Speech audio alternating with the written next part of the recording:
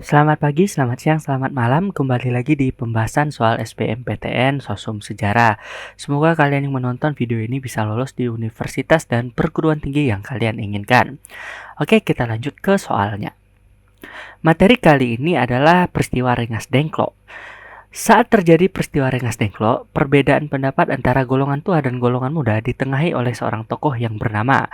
Opsinya A. Mr. A. Maramis, B. Soekarni, C. Mr. Supomo, D. Khairul Saleh, dan E. Mr. Ahmad Subarjo. Untuk materi lengkap dari pembahasan ini, kalian bisa cek di video yang ada di card ini atau bisa klik link yang ada di deskripsi, karena materi lengkapnya tentang peristiwa Rengas Dengklok sudah diupload di channel ini.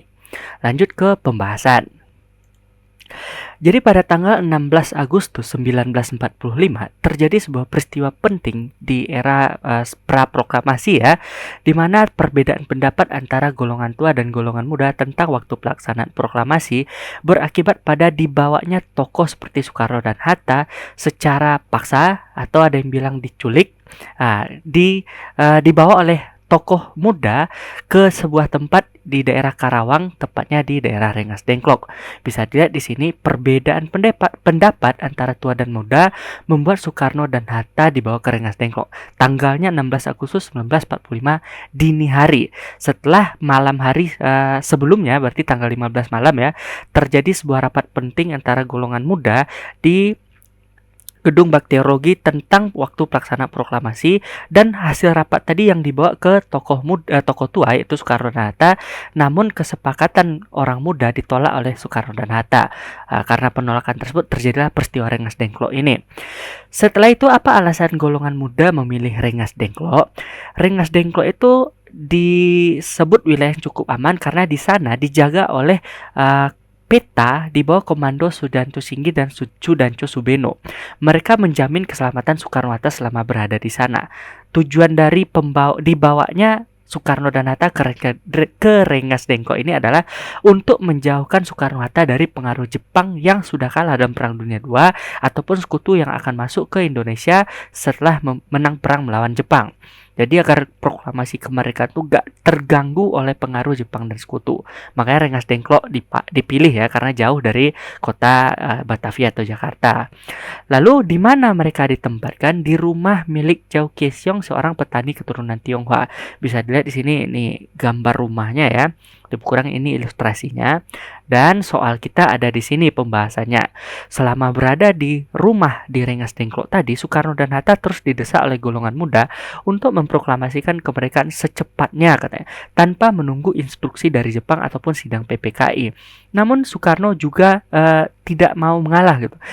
Tetap menolak keinginan golongan muda, sehingga golongan muda bisa disebut terpaksa menahan Soekarno dan Hatta sampai mereka menyepakati untuk segera memproklamirkan kemerdekaan.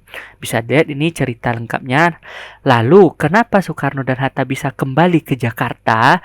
Karena pagi hari pada tanggal 16 Agustus, datanglah seorang anggota PPKI yaitu Ahmad Subarjo untuk menjemput Soekarno dan Hatta ke Rengas Dengklok. Ahmad Subarjo menjanjikan kepada golongan muda bahwa kemerdekaan diumumkan pada tanggal 17 Agustus selambat-lambatnya pukul 12 siang. Jadi atas dasar janji dari Ahmad Subarjo tadi, golongan muda akhirnya melepaskan atau membiarkan Soekarno dibawa kembali ke Jakarta, dan akhirnya Soekarno-Hatta pada tanggal 16 Agustus malam hari sampai tanggal 17 Agustus dini hari ya, merumuskan proklamasi di rumah Laksamana Maeda. Jadi itulah cerita tentang tokoh yang menengahi konflik antara golongan tua dengan golongan muda, yaitu Ahmad Subarjo di sini dengan janji kemerdekaannya selambat-lambatnya 17 Agustus pukul 12 siang. Bisa dilihat ini tokohnya Ahmad Subarjo. Jadi berdasarkan pembahasan tadi, kita sudah bisa menjawab. Jawabannya adalah E, yaitu Mr. Ahmad Subarjo. Jadi untuk teman-teman yang mau pembahasan lengkapnya, silahkan diklik card yang ada dalam video ini atau klik link yang ada di deskripsi.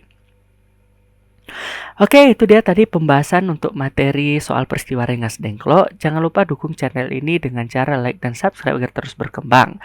Sekian dan terima kasih.